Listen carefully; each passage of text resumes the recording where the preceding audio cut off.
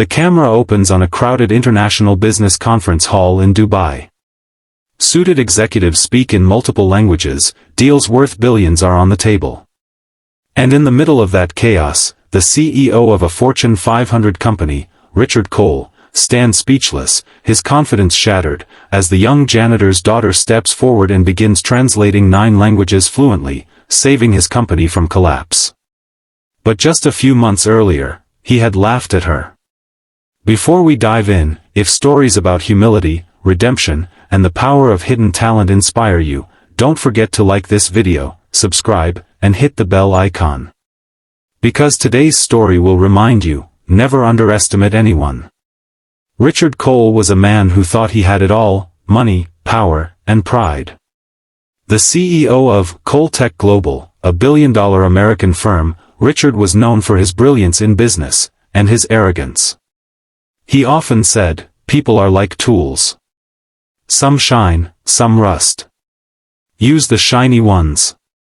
At the company's Dubai headquarters, he was feared, not loved. Every Friday, he'd walk through the lobby with his signature coffee in hand, ignoring everyone below his rank. But one morning, something, or rather, someone, caught his attention. A young woman, around 22, wearing a janitor's uniform, was quietly mopping near the entrance. Her name was Lena Farouk, daughter of the building's janitor. She had just finished her degree but couldn't find work, so she helped her father part-time to pay bills. When Richard saw her reading a book in her break, a thick novel written in Russian, he laughed. Trying to impress someone, he smirked. Lena looked up calmly. "No, sir. I'm just practicing my languages." Richard chuckled. "Languages? Mopping floors in 9 languages, are we?" The other staff laughed. Lena just smiled, quietly putting her book away. Richard walked off, never realizing that one day, that same girl would become the only person who could save his empire. A few months later, Cole Tech Global was on the verge of its biggest merger ever, a $1 billion deal with an international group of investors from Japan, France, China, Russia, and Saudi Arabia. The merger was complicated: 5 countries, 5 languages, and countless legal documents. Richard had hired professional translators, but when the crucial meeting day arrived, disaster struck. The flight carrying the translators was delayed due to a storm over Europe. The investors had already arrived. The meeting couldn't be postponed. If Richard didn't finalize the deal today, the investors would move on. Panic spread like wildfire. His assistant stammered, "Sir, we have no translators, and they're already in the conference room." Richard's face went pale. Years of pride and reputation were at stake. Losing this deal meant not only losing $1 billion, it meant bankruptcy for the company. He looked around the office, desperate, when a voice said softly, "Sir, I can help." It was Lena. Richard blinked. You think this is a game? This is a billion-dollar deal, not a classroom."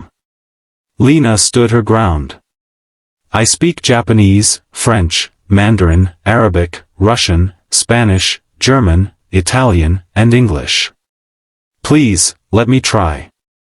The room fell silent. Even the assistant stared in disbelief. But with no other choice, Richard sighed. "Fine. If you mess this up, you're done here. Understand?" Lena nodded and walked into the conference room, head held high. The meeting began awkwardly. The investors greeted each other in their native tongues, and tension filled the air. Then, Lena spoke, switching between languages as smoothly as breathing. To the Japanese delegate, she bowed slightly and greeted in perfect Kigo Japanese. To the French investor, she smiled and answered in fluent Parisian French. To the Chinese businessman, she replied in polished Mandarin, earning a respectful nod. She even joked lightly in Arabic, easing the atmosphere instantly. The room, which moments ago felt cold and hostile, now buzzed with life and understanding. Every word she translated carried precision and emotion. She didn't just translate words, she translated intent. At one point, a misunderstanding over a clause almost broke the deal. The Russian investor grew angry, slamming his fist on the table. Richard froze, but Lena stepped forward, explaining calmly in Russian, then translating with care to English. Her diplomatic choice of words diffused the tension. The investor leaned back, nodded, and said, "She understands business better than most CEOs."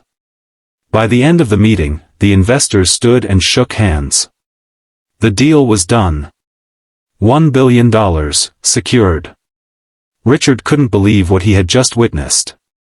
The same girl he mocked for mopping floors had just saved his company from ruin, with nothing but her mind, her grace, and her. After the meeting, as the investors left, Richard turned to Lena, speechless. For once, his arrogance was gone. He finally said, "Lena, I owe you everything."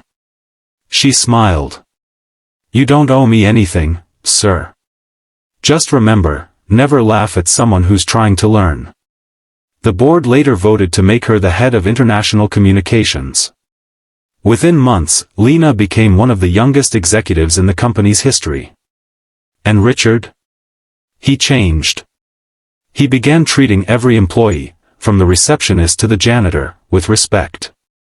The company culture transformed, and Coltech Global thrived more than ever. Ending message, 13 to 1400 hours. Months later, at a company event, Richard introduced Lena as the heart and brain of Coltech. He ended his speech saying, "Humility and respect are more valuable than wealth. Because brilliance can come from anywhere, even from the person you once overlooked." The camera pans out as applause fills the hall.